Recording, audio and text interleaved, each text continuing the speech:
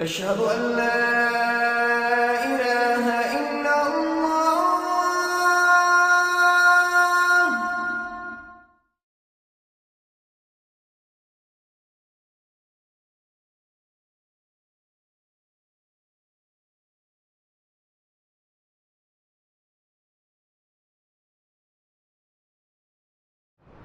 إن الحمد لله نحمده ونستعينه ونستغفره ونعوذ بالله من شرور أنفسنا ومن سيئات أعمالنا من يهده الله فلا مضل له ومن يضلله فلا هادي له وأشهد أن لا إله إلا الله وحده لا شريك له وأشهد أن محمدًا عبده ورسوله أما بعد فإن خير الحديث كتاب الله وخير الهدي هدي محمد صلى الله عليه وسلم وشر الأمور محدثاتها وكل محدثة بدعة وكل بدعة ضلالة وكل ضلالة في النار فأعوذ بالله من الشيطان الرجيم بسم الله الرحمن الرحيم يا أيها الناس اتقوا ربكم الذي خلقكم من نفس واحدة وخلق منها زوجها وبث منهما رجالا كثيرا ونساء واتقوا الله الذي تساءلون به والأرحام إن الله كان عليكم رقيبا وقال سبحانه وتعالى يا أيها الذين آمنوا اتقوا الله حق تقاته ولا تموتن إلا وأنتم مسلمون وقال سبحانه وتعالى أيضا يا أيها الذين آمنوا أطيعوا الله وأطيعوا الرسول ومن يطع الله ورسوله فقد فاز فوزا عظيما أما بعد সম্মানিত উপস্থিতি, শুকরিয়া আদায় করছি সেই মহান আল্লাহ সুবহানাহু ওয়া তাআলার জন্য, যিনি আমাদেরকে প্রতি জুমার ন্যায় আজকেও জুমার সালাতে আসার তৌফিক দিয়েছেন। এজন্য শুকরিয়া আদায় করছি আলহামদুলিল্লাহ। দুরূদ এবং সালাম পেশ করছি বিশ্বনবী মুহাম্মদুর রাসূলুল্লাহ সাল্লাল্লাহু আলাইহি ওয়াসাল্লামের প্রতি। আজকে আমার খুতবার বিষয় হচ্ছে কোরবানির উদ্দেশ্য কি এবং কোরবানির শিক্ষা কি। যেহেতু আমাদের সামনে পবিত্র ঈদুল আযহা তথা কোরবানির ঈদ উপবিষ্ট হতে যাচ্ছে, সেহেতু এই কোরবানির ঈদকে উপলক্ষ করে আমরা যে পশু জবাই করি, কোরবানি করি, এই কোরবানির উদ্দেশ্যটা কি হবে, পশু জবাই করার উদ্দেশ্যটা কি হবে এবং কোরবানির শিক্ষাটা কি হবে, কোরবানি থেকে আমরা কি শিক্ষা গ্রহণ করব, এই ব্যাপারটা আজকে আপনাদের সামনে কোরআন এবং সহিহ হাদিসের আলোকে তুলে ধরার চেষ্টা করব ইনশাআল্লাহ। দেখুন, ইসলামের ভিতরে অসংখ্য ইবাদত রয়েছে, আর প্রত্যেকটা ইবাদতের ক্ষেত্রেই তার নিজস্ব কিছু গুরুত্ব, মর্যাদা, ফজিলত বর্ণনা করা হয়েছে। কোরবানিও ইসলামের মধ্যে একটা গুরুত্বপূর্ণ বিধান, মর্যাদা সম্পূর্ণ একটি বিধান, ফজিলত সম্পূর্ণ একটি বিধান। এই কোরবানিটা হচ্ছে বিজ্ঞান ভিত্তিক একটা ইবাদত।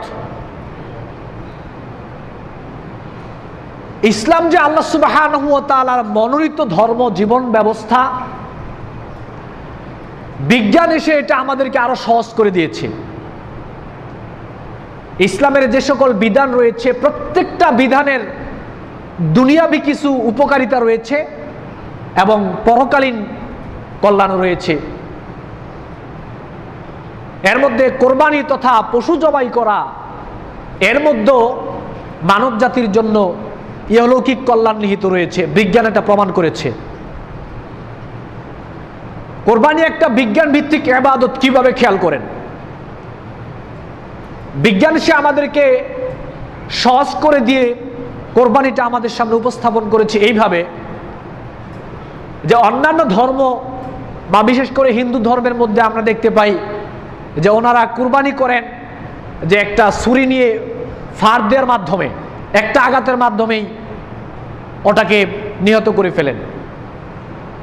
আর ইসলাম ধর্মে আমরা যারা পশু জবাই করি, আমাদের সিস্টেমটা হচ্ছে যে একটা ছুরি নিয়ে পশুটাকে বিসমিল্লাহি আল্লাহু আকবার বলে জবাইটা এমন সিস্টেমে করা হয়, এটাকে পরিপূর্ণ আলাদা করে ফেলা হয় না। 1/3 বা 75% কাটা হয়, টোটাল কেটে ফেলা হয় না। কেন? ওই পশুটাকে যখন ছুরি দিয়ে জবাই করা হয় তখন পশুটার মস্তিষ্ক, ব্রেন প্রচুর পরিমাণ রক্ত কামনা করে অন্যান্য অঙ্গ প্রত্যঙ্গের কাছে। যেমন জবাই করার পরে আমরা দেখতে পাই যে হাত পা পশুটা খুব লাফাচ্ছে, আমরা মনে করছি যে হয়তোবা ব্যথায় লাফাচ্ছে। জি না, ব্রেন প্রচুর পরিমাণ রক্ত কামনা করছে অন্যান্য অঙ্গ প্রত্যঙ্গের কাছে। আর অন্যান্য অঙ্গ প্রত্যঙ্গগুলো ব্রেনের চাহিদা পূরণ করার জন্যে, মস্তিষ্কের চাহিদা পূরণ করার জন্যে পর্যাপ্ত পরিমাণ রক্ত সাপ্লাই দিচ্ছে, কিন্তু মস্তিষ্ক ওই রক্তটা পাচ্ছে না। ওই গলা দিয়ে, কাটা অংশ দিয়ে রক্তটা পড়ে যাচ্ছে।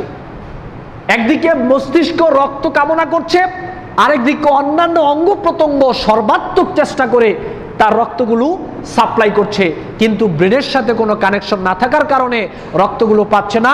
ওই রক্তগুলো ওই আপনার কাটা অংশ দিয়ে রক্ত পড়ে যাচ্ছে। এক পর্যায়ে রক্ত, ব্রেন, মস্তিষ্ক রক্ত চাচ্ছে, আর অন্যান্য অঙ্গ প্রত্যঙ্গগুলো রক্ত সাপ্লাই দিতে দিতে তার সমস্ত রক্তগুলো শরীর থেকে বের হয়ে যায়। সমস্ত রক্ত শরীর থেকে বের হয়ে যায়, আরেকদিকে পশুটাও টোটাল মারা যায়। এই বিজ্ঞানীরা, চিকিৎসা বিজ্ঞান, আধুনিক বিজ্ঞান আমাদের কতটুকু উপকার করেছে, এই বিজ্ঞান এসে বলে দিল যে ওই মাংস, এই পশুটার রক্তদের সমস্ত রক্ত বের হয়ে যায়। এই বের হওয়ার মাধ্যমে পশুর মধ্যে যাবতীয় যা জীবাণু রয়েছে রক্ত সমস্ত কিছু সাফ করে বের করে নিয়ে যায়। সুবহানাল্লাহ। তখনই পশুটা সুস্বাদু হয়, তখন পশুর মধ্যে আর কোনো রোগ জীবাণু থাকে না। এজন্য ইসলামের প্রত্যেকটা বিধান দুনিয়াবি কিছু কল্যাণ রয়েছে এবং পারলৌকিক কল্যাণও রয়েছে। এই কোরবানিটা ইতিপূর্বে যত নবী রাসূল পৃথিবীতে এসেছেন সমস্ত নবীর উম্মতের সময় এই কোরবানির বিধানটা ছিল। সূরা হজ্জের 34 নং আয়াতে আল্লাহ সুবহানাহু ওয়া তাআলা বলেছেন, ওয়ালিকুল্লি উম্মাতিন জাআলনা মানসাকাল লিয়াযকুরুসমাল্লাহি আলা মা রাযাকাহুম মিন বাহিমাতিল আনআম। ইতিপূর্বে যত উম্মত এসেছে সবার জন্যই কোরবানির বিধানকে নির্দিষ্ট করে দেওয়া হয়েছিল। কোরবানির বিধান তাদের সময়ে দেওয়া হয়েছিল। চতুষ্পদ জন্তুকে জবাই করার সময় তারা যাতে করে আল্লাহ সুবহানাহু ওয়া তাআলার নাম নেয়, আর ওই কুরবানির পশুর মাধ্যমে আল্লাহ সুবহানাহু ওয়া তাআলা তাদেরকে রিজিকের ব্যবস্থা করে দিয়েছেন। ইতিপূর্বে যত নবী রাসূল পৃথিবীতে এসেছেন সবার সময় এই কোরবানির বিধান ছিল। কোরবানি বলা হয়, কোরবানি এমন একটা মাধ্যম, কোরবানি বলা হয় ওই মাধ্যমকে যার মাধ্যমে আল্লাহ সুবহানাহু ওয়া তাআলার নৈকট্য অর্জন এবং তার ইবাদতের উদ্দেশ্যে পশু জবাই করা হয়, তাকে বলা হয় কোরবানি। কোরবানির সংজ্ঞাটা হচ্ছে, কোরবানি এমন একটা মাধ্যম যার মাধ্যমে আল্লাহ সুবহানাহু ওয়া তাআলার নৈকট্য অর্জন করা যায় এবং তার ইবাদতের জন্য পশু জবাই করা হয়। তাহলে এইখান থেকে আমরা দুইটা জিনিস পাইলাম। একটা পাইলাম কোরবানি হচ্ছে ইবাদত এবং তার উদ্দেশ্য হচ্ছে আল্লাহ সুবহানাহু ওয়া তাআলার নৈকট্য অর্জন করা। বক্তব্যের বিষয় হচ্ছে কোরবানির উদ্দেশ্য কি এবং কোরবানির শিক্ষা কি। প্রথম অংশে হবে বক্তব্য কোরবানির উদ্দেশ্যটা কি। কোরবানি বলা হয় এমন একটা মাধ্যমকে যেই মাধ্যমে আল্লাহ সুবহানাহু ওয়া তাআলার নৈকট্য অর্জন করা যায় এবং তার ইবাদতের উদ্দেশ্যে পশু জবাই করা হয়। তাহলে কোরবানি হচ্ছে একটা ইবাদত এবং এর উদ্দেশ্য হচ্ছে আল্লাহ সুবহানাহু ওয়া তাআলার নৈকট্য অর্জন করা। সূরা জারিয়াতের ৫৬ নং আয়াতে আল্লাহ বলেছেন, ওমা খলাকতুল জিন্না ওয়াল ইনসা ইল্লা লিয়াবুদুন। মানব জাতি এবং জিন জাতিকে সৃষ্টি করার একটা টার্গেট হচ্ছে যে তারা আল্লাহ সুবহানাহু ওয়া তাআলার গোলামি করবে, দাসত্ব করবে, আল্লাহর ইবাদত করবে একনিষ্ঠভাবে। এই জন্য মানব জাতি এবং জিন জাতিকে আল্লাহ সুবহানাহু ওয়া তাআলা সৃষ্টি করেছেন। সূরা বাইনার ৫ নং আয়াতে আল্লাহ বলেছেন, ওয়ামা উমিরু ইল্লা লিয়াবুদুল্লাহা মুখলিসিনা লাহুদ্দিন। আমি আবার বান্দাদেরকে অর্ডার করেছি যে তারা যেন একনিষ্ঠভাবে আমি আল্লাহ সুবহানাহু ওয়া তাআলার ইবাদত করে, আমি আল্লাহ সুবহানাহু ওয়া তাআলার দাসত্ব করে, গোলামি করে আমি আল্লাহ সুবহানাহু ওয়া তাআলাকে একনিষ্ঠভাবে তারা যেন মেনে চলেন, এটা আমি তাদেরকে অর্ডার করেছি। সূরা আনামের ১৬২ নং আয়াতে আল্লাহ সুবহানাহু ওয়া তাআলা বলেছেন, কুল ইন্না সলাতি ওয়া নুসুকি ওয়া মাহইয়ায়া ওয়া মামাতি লিল্লাহি রাব্বিল আলামিন। হে নবী আপনি বলে দেন, হে নবী আপনি বলুন, আমার জীবনের সালাত, আমার জীবনের কোরবানি, আমার জীবন, আমার মরণ সব কিছু সেই মহান আল্লাহ সুবহানাহু ওয়া তাআলার জন্য নিবেদিত। সূরা কাউসারের ২ নং আয়াতে আল্লাহ বলছেন, ফাসাল্লি লিরাব্বিকা ওয়ানহার। আপনি আপনার রবের জন্য সালাত আদায় করুন এবং আপনার রবের জন্য আপনি কোরবানি করুন, মানে পশু জবাই করুন। এই দুইটা আয়াত থেকে একটা বিষয় আমাদেরকে শিক্ষা নিতে হবে। সূরা আনআমের ১৬২ নং আয়াতের প্রথমেই আল্লাহ বলছেন, কুল ইন্না সলাতি ওয়া নুসুকি। প্রথমে হলো সালাত, পরে হলো কোরবানি।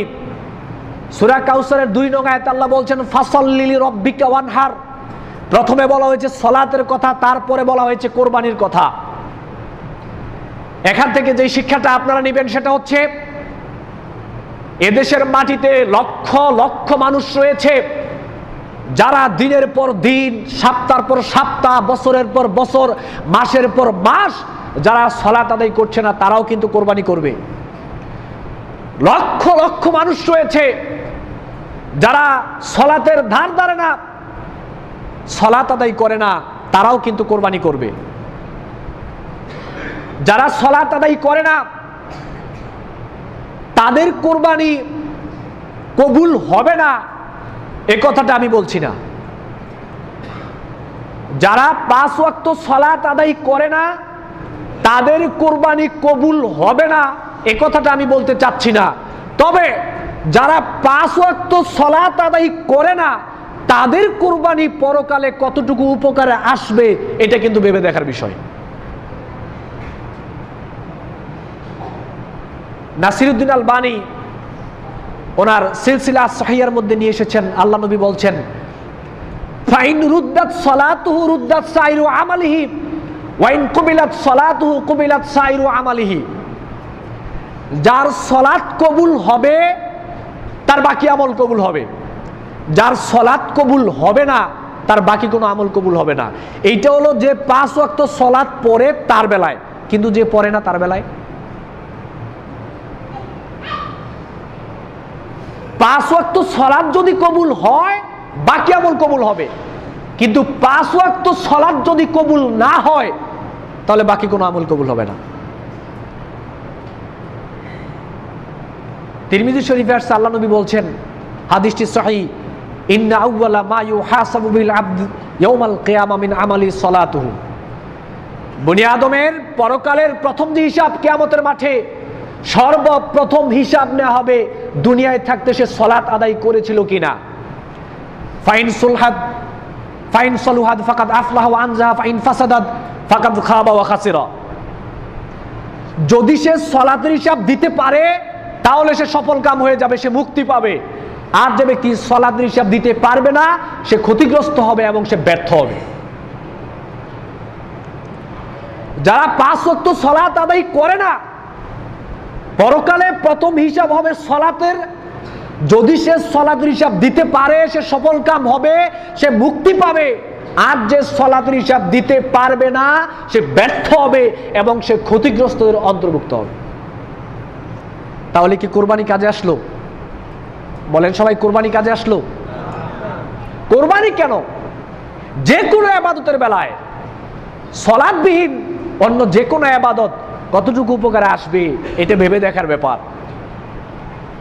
আবু দাউদ শরীফে এসেছে হাদিসটি সহিহ, আল্লাহ নবী বলছেন খামসু সালাওয়াতিন ইফতারাযাহুন্না আল্লাহু তাআলা, আল্লাহ সুবহানাহু ওয়া তাআলা তোমাদের উপর ফি কুল্লি ইয়াউমিন ওয়া লাইলা, দিনে এবং রাত্রে 5 ওয়াক্ত সালাতকে আল্লাহ ফরজ করে দিয়েছেন। মান আহসানা উদুওয়াহুন্না ওয়া সাল্লাহিন্না লিওয়াক্তিহিন্না ওয়া আতাম্মা রুকুওয়াহুন্না ওয়া খুশুওয়াহুন্না কানা লাহু আলাল্লাহি আহাদুন আইয়ুগফিরা লাহু। যে ব্যক্তি সময় মতো সুন্দর করে রুকুগুলোকে পূর্ণ করে, সেজদাগুলো সুন্দর করে খুশু খুজুর সাথে আল্লাহ সুবহানাহু ওয়া তাআলার জন্য যে ব্যক্তি সালাত আদায় করবে, আল্লাহর নবী বলেছেন এমন ব্যক্তির জন্য ওয়াদা রয়েছে আল্লাহ রাব্বুল আলামিন তাকে ক্ষমা করে দিবেন। ওয়া ইন লাম ইয়াফআল ফালাইসা লাহু আলাল্লাহি আহাদুন ইন শাআ গাফারা লাহু ওয়া ইন শাআ আযাবাহু। আর যে ব্যক্তি 5 ওয়াক্ত সালাত আদায় করবে না তার বেলায় আল্লাহর কোনো ওয়াদা নাই। আল্লাহ তাকে ইচ্ছে করলে ক্ষমা করতেও পারেন, আবার আল্লাহ রাব্বুল আলামিন ইচ্ছে করলে তাকে শাস্তিও দিতে পারেন। যারা 5 ওয়াক্ত সালাত সুন্দর করে আদায় করবে তার বেলায় আল্লাহর ওয়াদা, আল্লাহ তাকে ক্ষমা করে দিবেন। আর যে ব্যক্তি 5 ওয়াক্ত সালাত আদায় করবে না তার বেলায় কোনো ওয়াদা নাই, ইচ্ছে করলে ক্ষমা করতেও পারেন, আবার ইচ্ছে করলে শাস্তিও দিতে পারেন। মুসনাদে আহমদ এসেছে হাদিসটি সহিহ, আল্লাহ রাসূল সাল্লাল্লাহু আলাইহি সাল্লাম বলছেন মান হাফাজা আলাইহা কানাত লাহু নূরান ওয়া বুরহানান ওয়া নাজাতান ইয়াউমাল কিয়ামা। এই দুনিয়াতে যারা তাদের 5 ওয়াক্ত সালাতের হেফাজত করবে, সুন্দর মতো আদায় করবে, টাইম টু টাইম আদায় করবে, রাসূলের পদ্ধতিতে সালাত আদায় করার চেষ্টা করবে, খুশু খুজুর সাথে বিনয়ের সাথে সুন্দর করে যারা সালাত আদায় করবে, রাসূল সাল্লাল্লাহু আলাইহি ওয়াসাল্লাম বলেছেন এই সালাত পরকালে তাদের পক্ষে দলিল হবে, এই সালাত পরকালে তাদের জন্য নূর হবে। যদি সালাত সুন্দরভাবে কেউ আদায় করে। ওয়ামান লাম ইউহাফিজ আলাইহা লাম তাকুন লাহু নূরান ওয়ালা বুরহানান ওয়ালা নাজাতান ওয়া কানা ইয়াউমাল কিয়ামা মা কারুন ওয়া ফিরআউন ওয়া হামান ওয়া উবাই ইবনে খালফ। যারা দুনিয়াতে 5 ওয়াক্ত সালাতের হেফাজত করবে না, যারা দুনিয়াতে 5 ওয়াক্ত সালাতের হেফাজত করবে না তাদের হাসর হবে বড় বড় কাফের, ফেরাউন, হামান, উবাই ইবনে খালফ, বড় বড় কাফের যারা রয়েছে তাদের হাসর হবে পরকালে যারা দুনিয়াতে সালাতের হেফাজত করবে না। যারা 5 ওয়াক্ত সালাতের হেফাজত করবে না তারা পরকালে থাকবে বড় বড় কাফেরদের সাথে।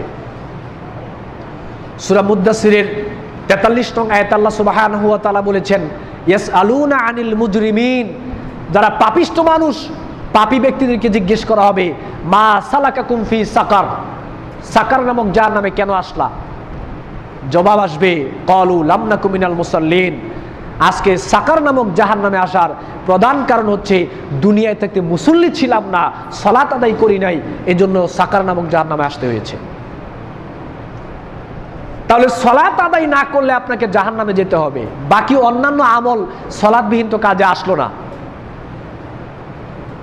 যারা কোরবানি করছেন কিন্তু আপনার জীবনে সালাত নাই, দিনের পর দিন, সপ্তাহের পর সপ্তাহ, মাসের পর মাস, বছরের পর বছর চলে যায়, আপনি সালাতের ধার ধারেন না।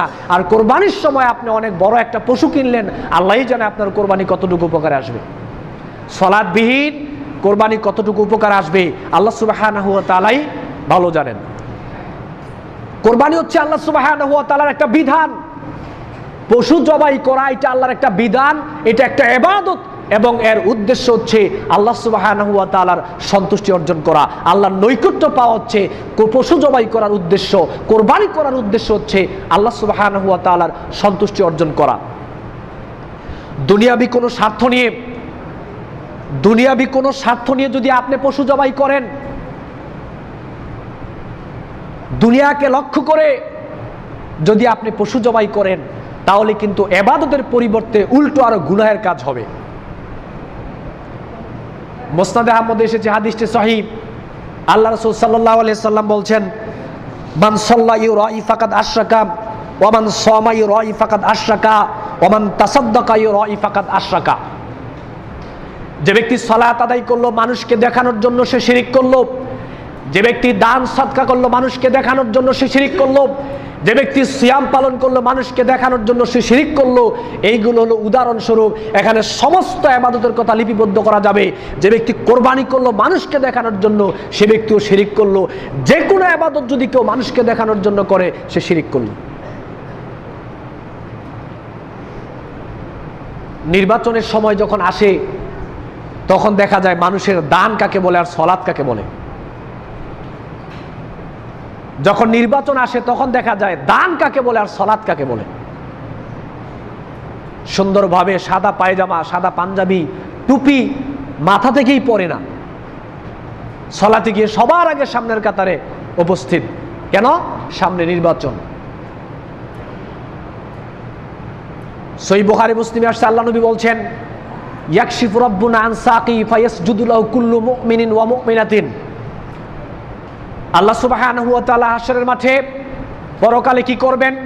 আল্লাহর পায়ের গোছাকে আল্লাহ রাব্বুল আলামিন প্রকাশ করবেন। সেই দিন সমস্ত নারী পুরুষ, মুমিন নর নারী আল্লাহ সুবহানাহু ওয়া তাআলাকে সিজদা করবে। ফায়াবকা মান কানা ইয়াসজুদু ফিদ দুনিয়া রিয়াআন ওয়া সুমআতান। যারা এই দুনিয়াতে মানুষকে দেখানোর জন্য সিজদা করেছিল, মানুষকে শোনানোর জন্য যারা সালাত আদায় করেছিল, মানুষকে শ্রবণ করানোর জন্য যারা দুনিয়াতে সিজদা করেছিল, তারা সেই দিন সিজদা করতে পারবে না।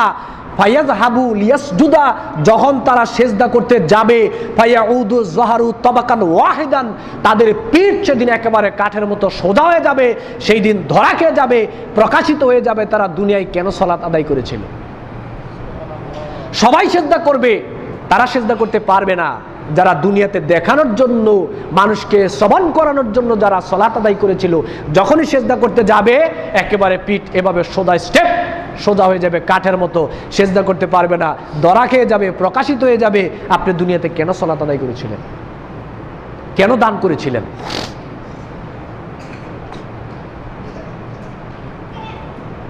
ইবাদত আল্লাহর জন্য হবে। কোরবানি এটা ইবাদতের একটা অংশ। পশু জবাই করা এটাও ইবাদত, এটা করতে হবে আল্লাহ সুবহানাহু ওয়া তাআলার জন্য। সূরা আল ইমরানের 37 নং আয়াতে আল্লাহ বলছেন, লা ইয়ানালাল্লাহু লুহুমুহা ওয়ালা দিমাউহা ওয়ালাকিন ইয়ানালুহুত তাকওয়া মিনকুম।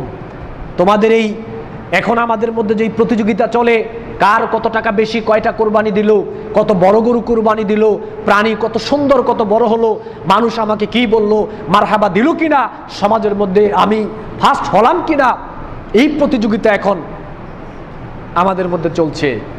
আল্লাহ রাব্বুল আলামিন বললেন, জিনা, তোমার পশু কতটুকু লম্বা, কত লক্ষ টাকা দিয়ে পশু কিনেছো, তোমার পশু কত সুন্দর, এই মাংস, এই চর্বি, এই শরীর, এই রক্ত, এইগুলো আল্লাহর কাছে পৌঁছায় না। আল্লাহ সুবহানাহু ওয়া তাআলার কাছে পৌঁছে তোমার মনের নিয়ত, তোমার মনের তাকওয়া, তুমি কেন কুরবানি দিয়েছো, এটাই মূলত আল্লাহ সুবহানাহু ওয়া তাআলার কাছে পৌঁছায়। মুসলিম শরীফের মধ্যে আসছে, আল্লাহ নবী বলছেন, ইন্নাল্লাহা লা ইয়ানজুরু ইলা আজসামিকুম ওয়ালা ইলা সুওয়ারিকুম ওয়ালাকিন ইয়ানজুরু ইলা কুলুবিকুম ওয়া আ'মালিকুম। আল্লাহ রাব্বুল আলামিন তোমাদের চেহারা সুরত দেখেন না, তোমাদের ধন সম্পদ, তোমাদের বাহ্যিকতা দেখেন না। আল্লাহ সুবহানাহু ওয়া তাআলা মূলত দেখেন তোমাদের আমল এবং তোমাদের অন্তর। তোমাদের অন্তরটা আল্লাহ রাব্বুল আলামিন দেখেন এবং তোমাদের আমলগুলোকে দেখেন। বাহ্যিকতা আল্লাহ সুবহানাহু ওয়া তাআলা দেখেন না, বাহ্যিকতা দেখেন না। সহিহ বুখারী মুসলিমে আসছে, সুইলা রাসূলুল্লাহ সাল্লাল্লাহু আলাইহি ওয়াসাল্লাম আনির রাজুলি ইয়াকাতুলু শাজাআতান ওয়া ইউকাতিলু হামিয়াতান ওয়া ইউকাতিলু রিয়ান আইয়ুন যালিকা ফি সাবিলিল্লাহ। রাসূল সাল্লাল্লাহু আলাইহি সাল্লামকে জিজ্ঞেস করা হলো ওই ব্যক্তি সম্পর্কে যে ব্যক্তি দুনিয়ার মাঠে জিহাদ করে, লড়াই করে, তার বীরত্ব প্রকাশের জন্যে, বংশমর্যাদা রক্ষার জন্যে, আত্মসম্মান রক্ষার জন্যে, মানুষকে দেখানোর জন্য লড়াই করে, ওই ব্যক্তি সম্পর্কে আল্লাহর নবীকে একজন জিজ্ঞেস করলো। আল্লাহর নবী বললেন, মান কাতালা লিতাকুনা কালিমাতুল্লাহিল উলিয়া ফাহুয়া ফি সাবিলিল্লাহ। যে ব্যক্তি আল্লাহর কালিমাকে এই জমিনে প্রতিষ্ঠিত করার জন্য, আল্লাহর কালিমাকে বুলণ্ঠিত করার জন্য যে ব্যক্তি লড়াই করে, মূলত সেই ব্যক্তি আল্লাহর পথে জিহাদ করে। যে ব্যক্তি মানুষকে দেখানোর জন্য, বরত্ব প্রকাশের জন্য, আত্মসম্মানের জন্য, বংশমর্যাদার জন্য যে ব্যক্তি যে কোনো কাজ করবে, এটা দুনিয়াবি পরকালে কোনো উপকারে আসবে না। যে ব্যক্তি আল্লাহর জন্য কাজ করবে, মূলত ওইটার প্রতিদানই সে পরকালে আল্লাহর কাছ থেকে পাবে। দুনিয়াবি কোনো স্বার্থে কোনো কিছু করলে সেটা পাবে না। বুখারী মুসলিমে আসছে, আল্লাহ নবী বলছেন, ইজা ইলতাকা আল মুসলিমান বিসাইফাইহিমা ফাল কাতিল ওয়াল মাকতুলু ফিন নার। কুলতু ইয়া রাসূলুল্লাহ হাযাল কাতিল ফামা বালুল মাকতুল। দুই ব্যক্তি ঝগড়া করছে, এই লোকটা চাচ্ছে এটাকে মারার জন্যে, এই লোকটা চাচ্ছে এটাকে মারার জন্যে। সাপোজ আমাদের বাংলাদেশের কথাই বলি, আমাদের বাংলাদেশের যে সিচুয়েশন, একজন চাচ্ছে আরেকজনকে ঘায়েল করার জন্য, উনি চাচ্ছে উনিকে ঘায়েল করার জন্যে, উনি চাচ্ছে উনিকে ঘায়েল করার জন্যে। আল্লাহ নবী বললেন, দুইজন মুসলিম মুখোমুখি হলো একজন আরেকজনকে ঘায়েল করার জন্যে, তরবারি নিয়ে একজন আরেকজনকে মারার জন্য প্রস্তুত, একজন আরেকজনকে ঘায়েল করার জন্য প্রস্তুত। এই অবস্থায় এই ব্যক্তিটা ওই লোকটাকে মেরে ফেললো। আল্লাহ নবী বলেন, এইটাও জাহান্নামে যাবে, এইটাও জাহান্নামে যাবে। সাহাবায়ে কেরাম জিজ্ঞেস করলো, কুলতু ইয়া রাসূলুল্লাহ হাযাল কাতিল ফামা বালুল মাকতুল। জাহান্নামে যাওয়ার কথা তো ওই ব্যক্তি যে ব্যক্তি খুন করেছে, কিন্তু যে ব্যক্তি নিহত হলো সে কেন জাহান্নামে যাবে? আল্লাহ রাসূল বললেন, ইন্নাহু কানা হারিসান আলা কাতলি সাহিবিহি। যে নিহত হয়েছে তারও মনে মনে এরকম নিয়ত ছিল যে আমিও যদি সুযোগে পাইতাম তাকে মেরে ফেলতাম, কিন্তু তাকে মারার আগেই আমি শেষ। এই নিয়তের কারণে সেও জাহান্নামে যাবে।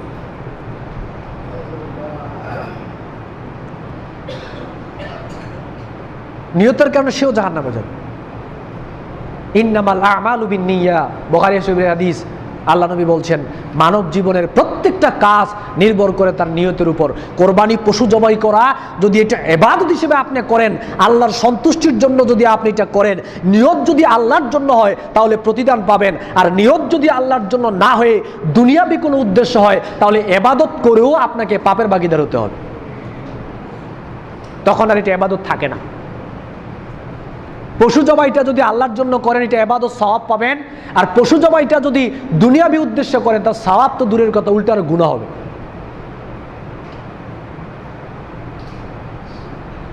সূরা আল ইমরানের 29 নং আয়াতে আল্লাহ বলছেন, কুল ইন তুখফু মা ফি সুদুরিকুম আও তুবদুহু ইয়ালামুল্লাহ।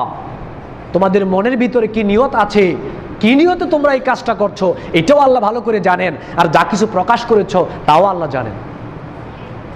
সুতরাং আল্লাহকে ফাঁকি দেওয়ার সুযোগ আছে? ফাঁকি দেওয়ার সুযোগ নাই। আপনাকে আগে নিয়তকে আপনার শুদ্ধ করতে হবে, সংশোধন করতে হবে আপনার নিয়তকে, যে কোরবানি একটা ইবাদত। এই কোরবানির উদ্দেশ্য হচ্ছে আল্লাহর নৈকট্য অর্জন করা। এজন্য পশু জবাই করা, কোরবানি করা আল্লাহর সন্তুষ্টির জন্য করতে হবে, আল্লাহকে খুশি করার জন্য করতে হবে, আল্লাহর নৈকট্য লাভের জন্য করতে হবে। সর্বোপরি কোরবানি করতে হবে ইবাদত হিসেবে, যে পশু জবাই করাও একটা ইবাদত, এই হিসেবে আপনাকে কোরবানি করতে হবে। দুনিয়াবি কোনো উদ্দেশ্যে কোরবানি করলে এই কোরবানির দ্বারা কোনো উপকারে আসবে না। তাহলে প্রথম পয়েন্টের বক্তব্য শেষ। কোরবানির উদ্দেশ্য হচ্ছে আল্লাহ সুবহানাহু ওয়া তাআলার নৈকট্য অর্জন, এবং কোরবানি হচ্ছে একটা ইবাদত। এই ইবাদতটা আল্লাহ সুবহানাহু ওয়া তাআলাকে সন্তুষ্ট করার মাধ্যমে আল্লাহর নৈকট্য অর্জন করার জন্যই পশু জবাই করতে হবে, কোরবানি করতে হবে। আল্লাহ সুবহানাহু ওয়া তাআলা আমাদের সবাইকে তৌফিক দান করুন, আমরা বলি আমিন। দ্বিতীয় পয়েন্টের বক্তব্য হচ্ছে কোরবানির শিক্ষা। এই যে গোটা পৃথিবীতে এইভাবে প্রত্যেক বছর পশু জবাই হচ্ছে, আসলে কি পশু জবাইটাই টার্গেট? মূলত ব্যাপারটা এখানে কি কারণে আল্লাহ সুবহানাহু ওয়া তাআলা পশু জবাই করার কথা বললেন, কোরবানি করার কথা বললেন? এখান থেকে আমরা কি শিক্ষা পেতে পারি?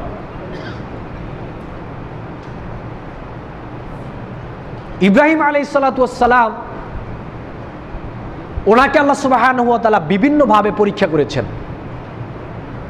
ওয়া ইযিবতালা ইব্রাহিম রাব্বুহু বিকালিমাতিন ফাআতাম্মাহুন্না, ইব্রাহিম আলাইহিস সালামকে আল্লাহ বিভিন্নভাবে পরীক্ষা করেছেন, আর প্রত্যেকটা পরীক্ষাই ইব্রাহিম আলাইহিস সালাম পাশ করেছেন, ভালোভাবে পাশ করেছেন।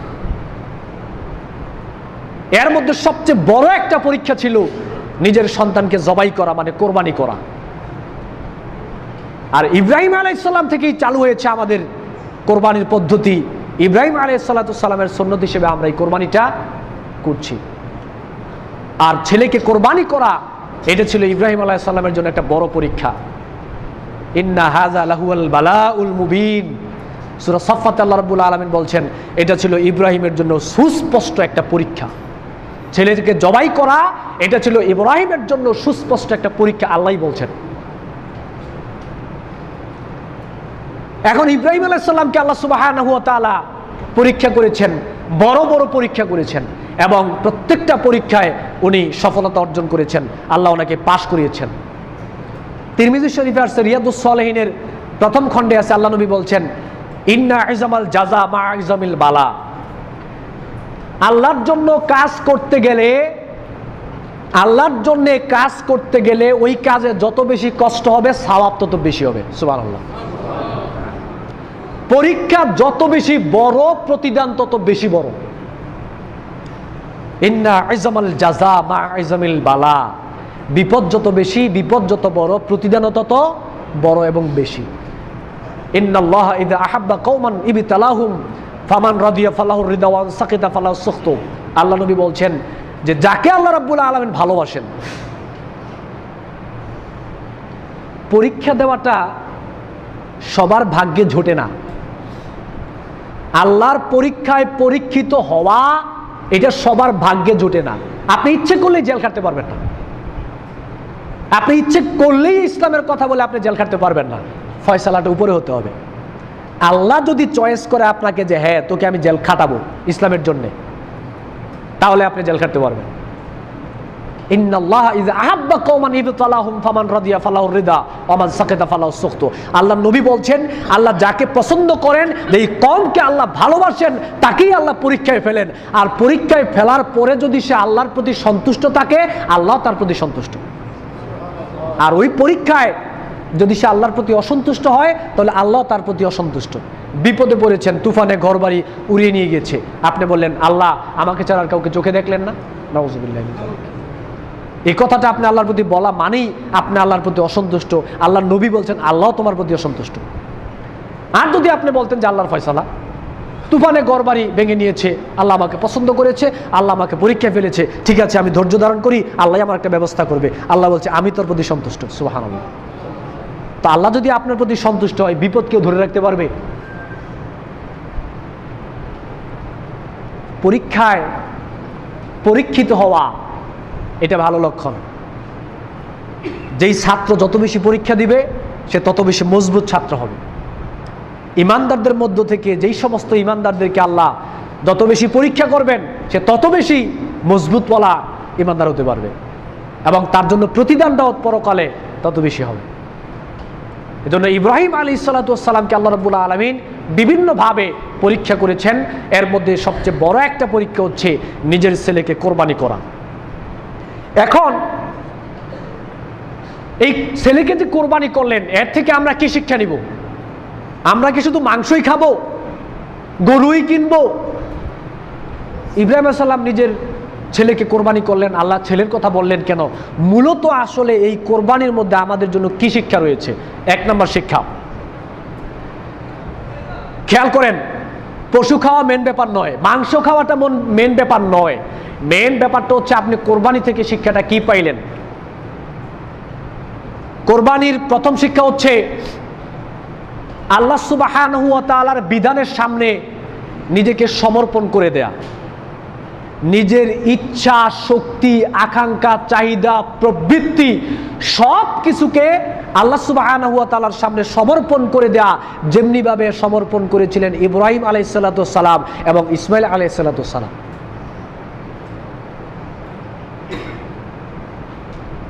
স্বপ্নে দেখানো হলো ছেলেকে জবাই করার জন্যে।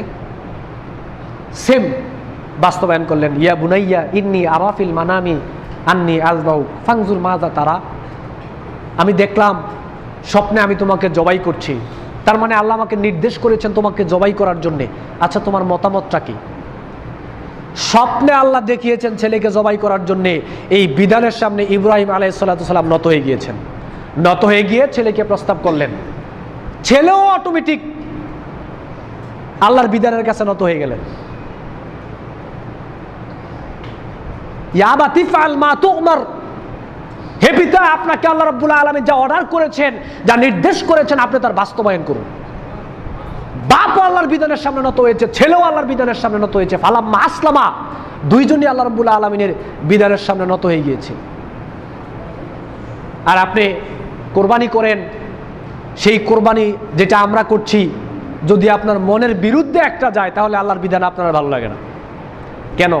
ইব্রাহিম আলাইহিস সালামকে আল্লাহকে বলতে পারতো না যে আল্লাহ এত বছর পরে একটা সন্তান দিলেন, আমার প্রিয় একটা সন্তান, এইটা কোরবানি না করে 100 দুম্বা কোরবানি করলে হয় না? এটা কি ইব্রাহিম আলাইহিস সালাম বলতে পারতেন না? যেহেতু ছেলেকে অনেক ভালোবাসেন, অনেক বছর পর একটা ছেলে দিয়েছেন, এই আপত্তি জানানোর সুযোগ ছিল? কই, তিনি তো কিছুই বললেন না। ঠিক আছে, আল্লাহ রাব্বুল আলামিন যখন পছন্দ করেছেন, আল্লাহ যখন বলেছেন কি করা, আল্লাহর বিধান তো মানতেই হবে। বাপ বেটা দুজনেই আল্লাহর বিধানের সামনে নত হয়ে গেলেন।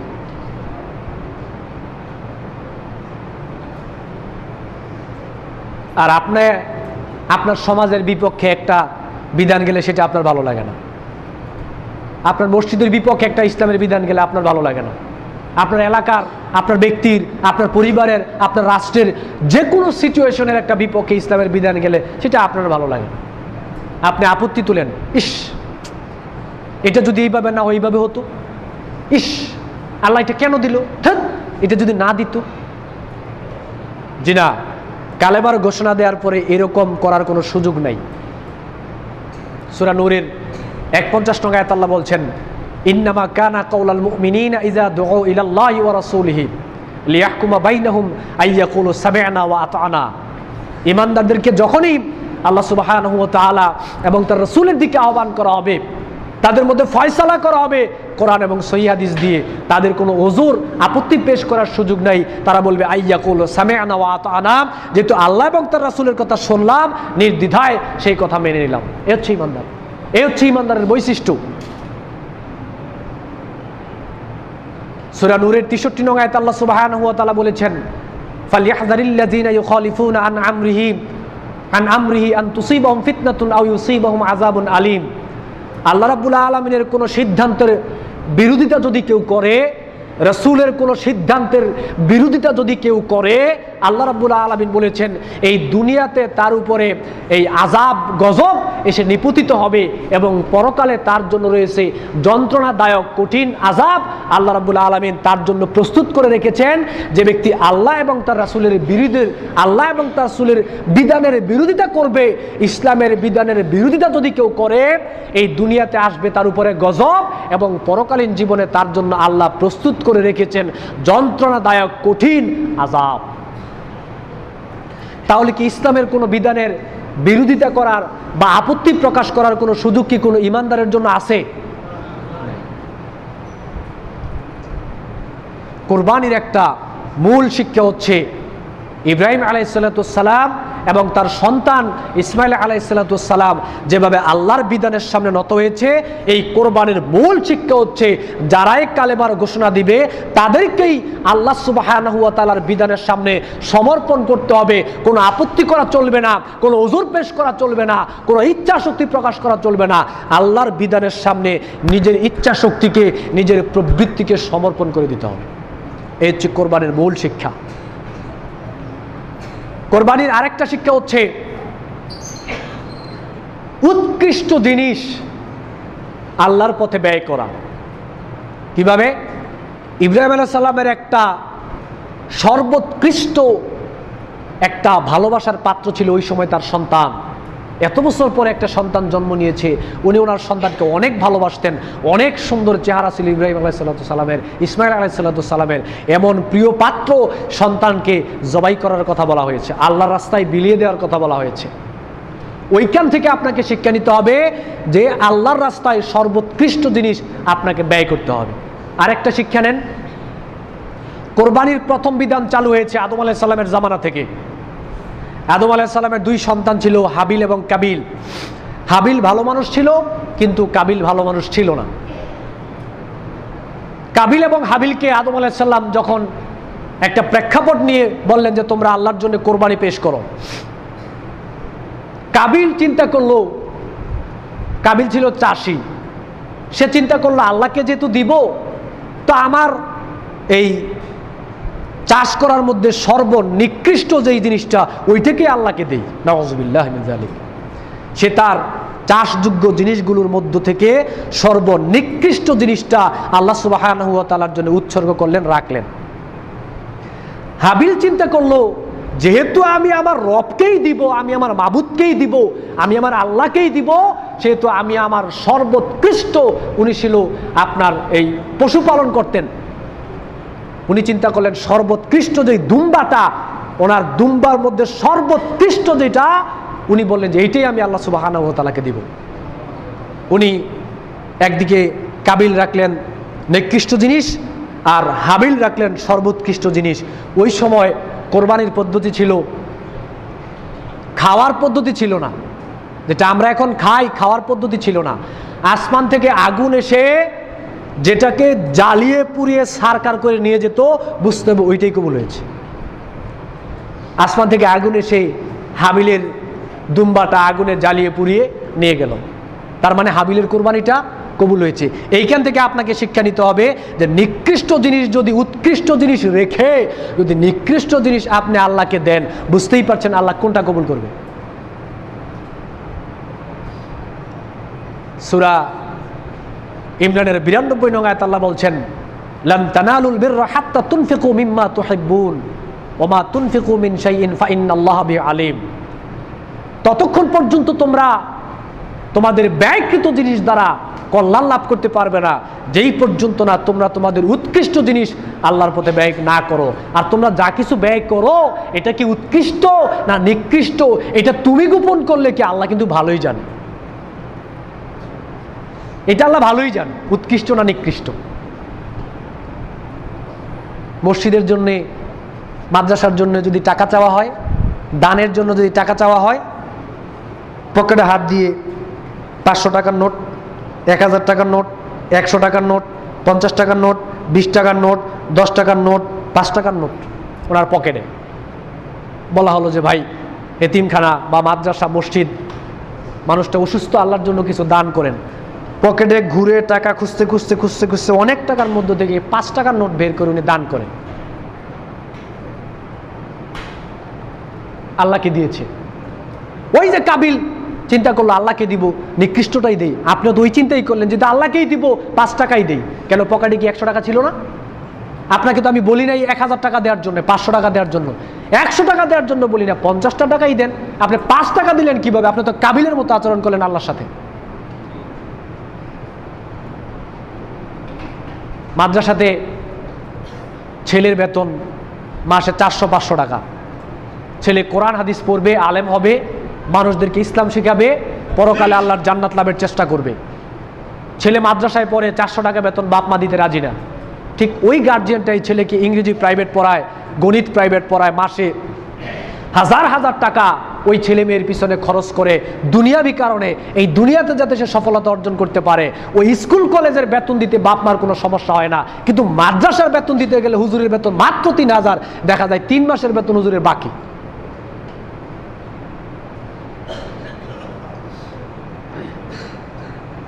লান তানালুল বিররা হাত্তা তুনফিকু মিম্মা তুহিব্বুন।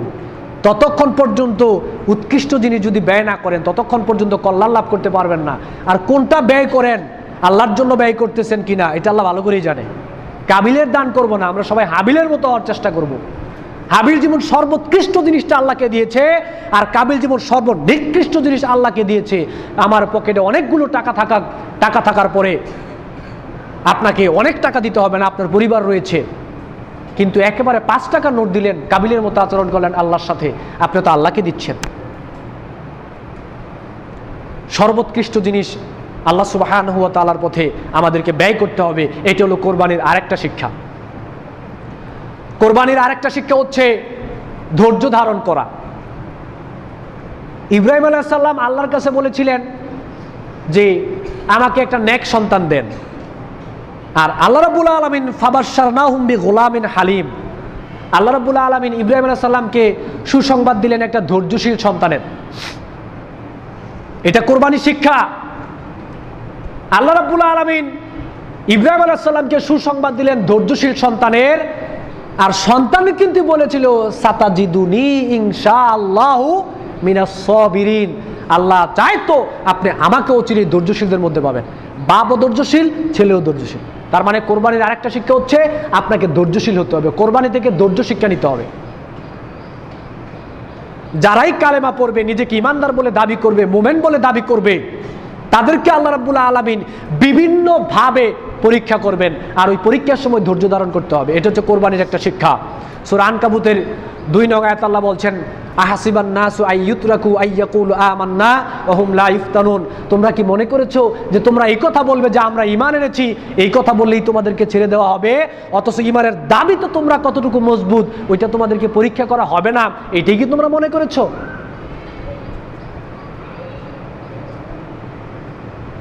এটা মনে করলে হবে না, তোমাদেরকে পরীক্ষা করা হবে। আম হাসিবতুম আন তাদখুলুল জান্নাতা, তোমরা জান্নাতে চলে যাবে। ওয়ালাম্মা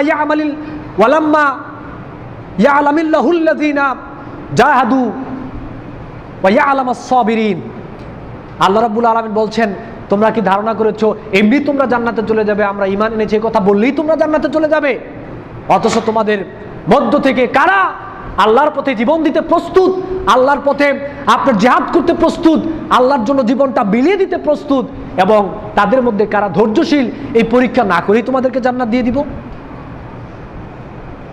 পরীক্ষা করার পরে জান্নাতে যেতে হবে। সূরা বাকারার 155 নং আয়াতে আল্লাহ রাব্বুল আলামিন বলছেন ওয়ালা নাবলুওয়ান্নাকুম বিশাইইম মিনাল খাউফি ওয়াল জু'i ওয়া নাকসিম মিনাল আমওয়ালি ওয়াল আনফুসি ওয়াস সামারাত ওয়া বাশশিরিস সাবিরিন। আল্লাহ রাব্বুল আলামিন ঈমানদারদেরকে পরীক্ষা করবেন ভয়, ভীতি, ক্ষুধা, দারিদ্রতা, ফসলের ক্ষয়ক্ষতি, জীবনের ক্ষয়ক্ষতি, পরিবার, বিভিন্ন কিছু দিয়ে আল্লাহ রাব্বুল আলামিন ঈমানদারদেরকে পরীক্ষা করবেন। আর ওই পরীক্ষার সময়ে আপনি যদি ধৈর্য ধারণ করেন, আল্লাহ রাব্বুল আলামিন বলছেন ওয়া বাশশিরিস সাবিরিন, ধৈর্যশীলদের জন্য আপনি সুসংবাদ দিন। যারা ধৈর্য ধারণ করবে তাদেরকে আপনি সুসংবাদ দিন।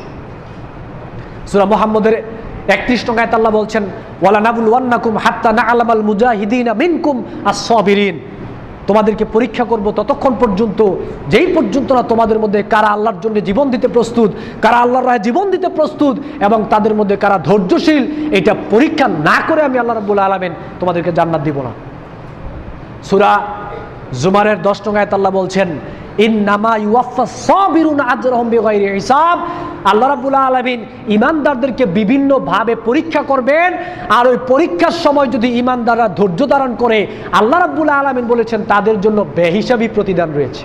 সুবহানাল্লাহি ওয়া বিহামদি, ধৈর্যশীলের জন্য বেহিসাবি প্রতিদান রয়েছে যারা ধৈর্য ধারণ করবে। তাহলে কোরবানির একটা শিক্ষা হচ্ছে যে ঈমানদারদেরকে আল্লাহ রাব্বুল আলামিন বিভিন্নভাবে পরীক্ষা করবেন, আর পরীক্ষার সময় আপনাকে ধৈর্য ধারণ করতে হবে, যেমনিভাবে ইব্রাহিম আলাইহিস সালাতু ওয়াস সালাম এবং তার সন্তান ধৈর্য ধারণ করেছিলেন। কোরবানির সময় শেষ, সর্বশেষ একটা শিক্ষা বলে বক্তব্য শেষ করে দিচ্ছি। কোরবানির সর্বশেষ যেই শিক্ষাটা আমি আপনাদের সামনে বলতে চাচ্ছি সেটা হচ্ছে নেক সন্তান কামনা করা, আল্লাহর কাছে নেক সন্তান চাওয়া। ইব্রাহিম আলাইহিস সালাম বলেছিলেন রব্বি হাবলি মিনাস সলিহিন, হে আল্লাহ আমাকে একটা সৎ কর্মশীল সন্তান, নেক সন্তান আল্লাহ আমাকে দান করুন। এটা কোরবানির প্রথম আয়াতেই এইটা,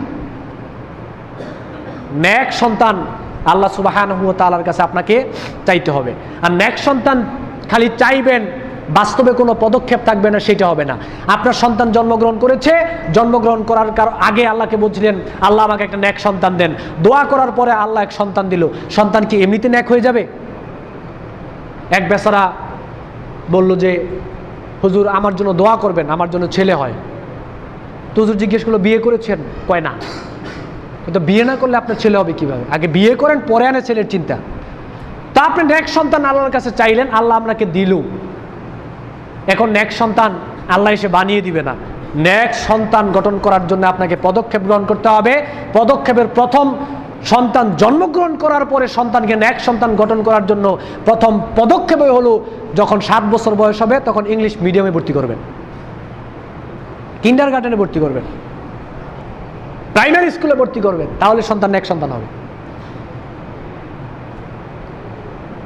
মরার আগ পর্যন্ত যদি আপনি চেষ্টা করেন, মরার আগ পর্যন্ত প্রাইমারি স্কুল ছেলে প্রাইমারি স্কুলে পড়ে আপনার মেয়ে এবং আপনার ছেলে নেক্সট সন্তান হতে পারবে না।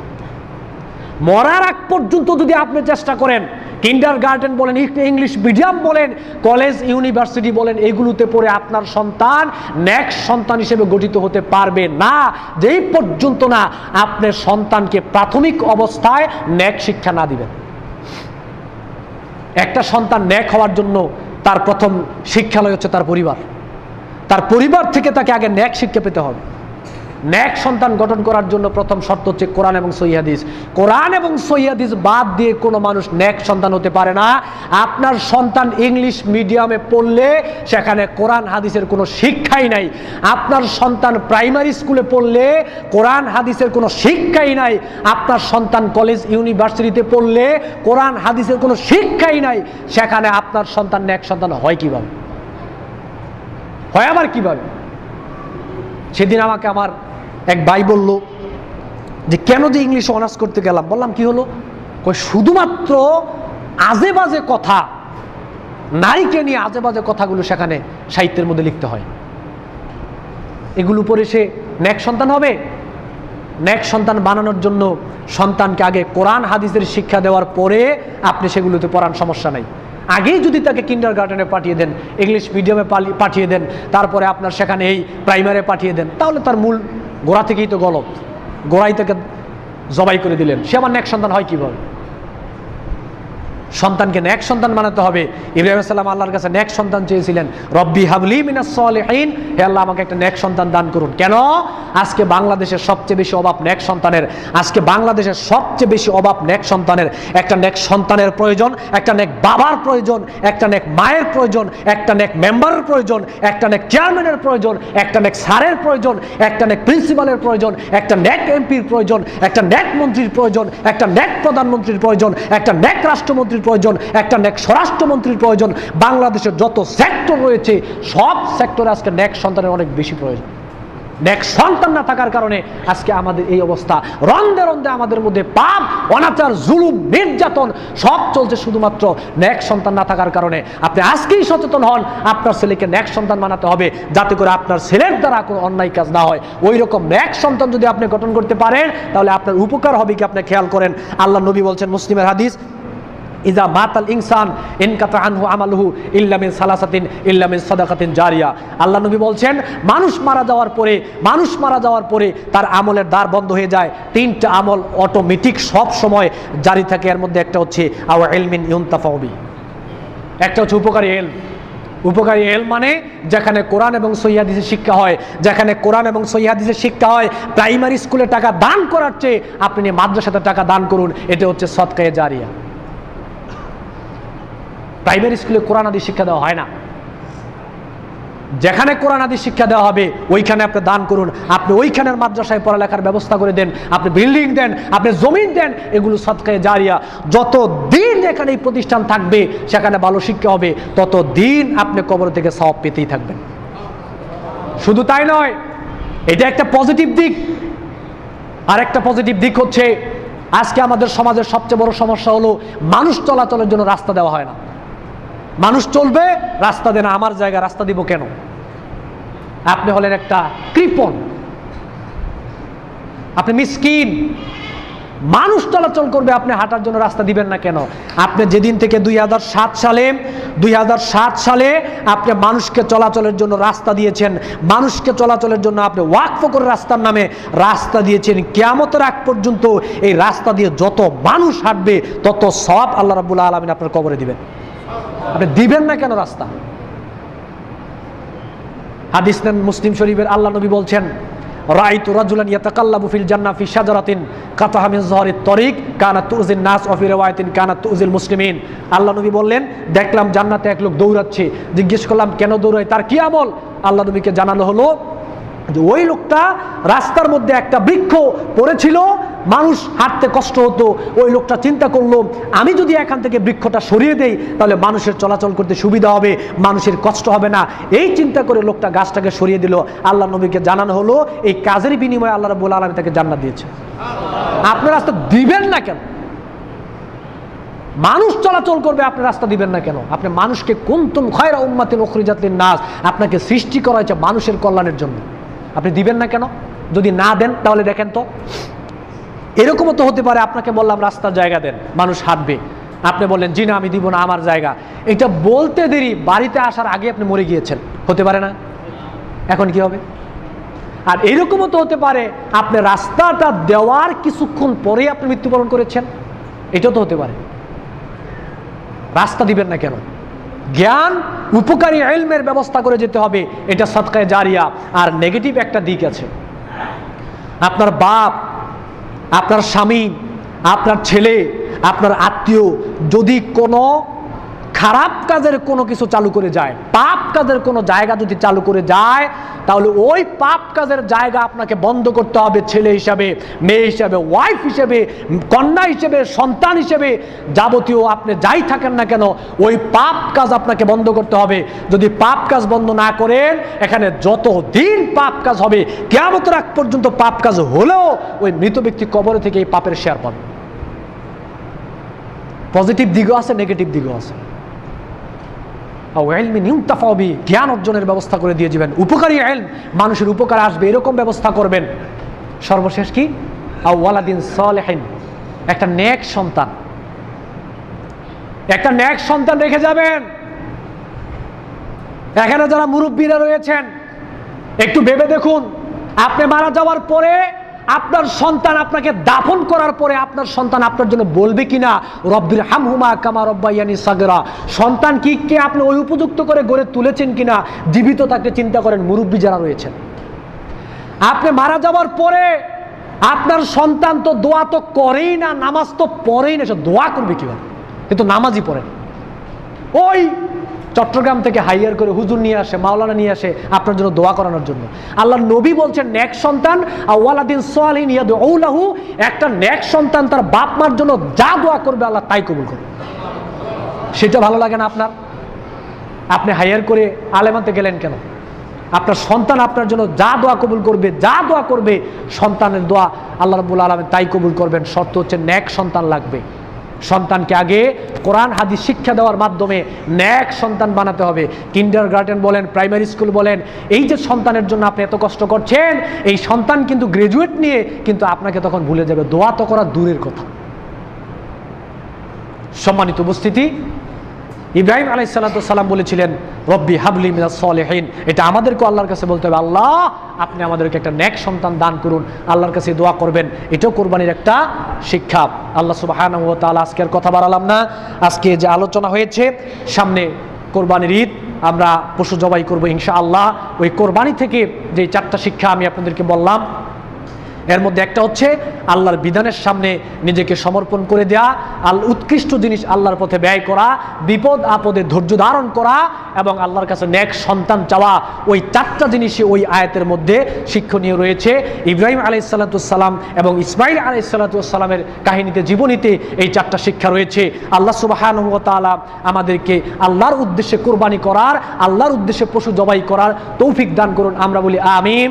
এবং কোরবানির যে শিক্ষা রয়েছে, এই শিক্ষাকে আমরা অবলম্বন করে এই শিক্ষা সেখান থেকে নিয়ে আমাদের জীবনের জন্য আমরা বাস্তবায়ন করতে পারি।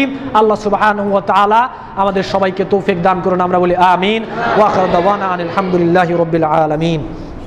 কোরবানির ঈদ এটা ইবাদত। মহিলারা যারা রয়েছেন এখানে, যারা গার্জিয়ান রয়েছেন, আপনাদের প্রতি আমি আহ্বান জানাচ্ছি, ঈদের দিন আপনার সন্তান যেন গান বাজনা, বাজি, আতশবাজি, জুয়া, তারপরে মদ, নেশা, আরও যাবতীয় মেয়েরা যেন বেপর্দা, আপনার বউ যেন বেপর্দা, তারপরে মেয়েকে খালাতো ভাইয়ের সাথে বেড়াইতে যাওয়া, তারপরে মামাতো ভাইয়ের সাথে ঘুরতে যাওয়া, পার্কে যাওয়া, এই যাবতীয় পাপ কাজ যা রয়েছে ঈদ উপলক্ষে এই পাপ কাজগুলো করা থেকে বিরত থাকুন। যদি বিরত না থাকেন তাহলে কিন্তু গার্জিয়ান হিসেবে প্রথমে বাপ মাকেই পরকালে জবাব দিতে হবে। বাপ মা সবাই সচেতন হন, আপনারা ঈদকে ইবাদত হিসেবে পালন করার চেষ্টা করুন। ঈদকে আমরা কাফেরদের সংস্কৃতি হিসেবে পালন করব না। আল্লাহ সুবহানাহু ওয়া তাআলা আমাদের সবাইকে তৌফিক দান করুন, আমরা বলি আমিন। আবার যদি আপনাদের সাথে কখনো দেখা হয় ওই বিষয়গুলো নিয়ে কথা বলবো ইনশাআল্লাহ। সুবহানাকাল্লাহুম্মা বিহামদিকা আশহাদু আল্লা ইলাহা ইল্লা আনতা আস্তাগফিরুকা ওয়া আতুবু ইলাইক।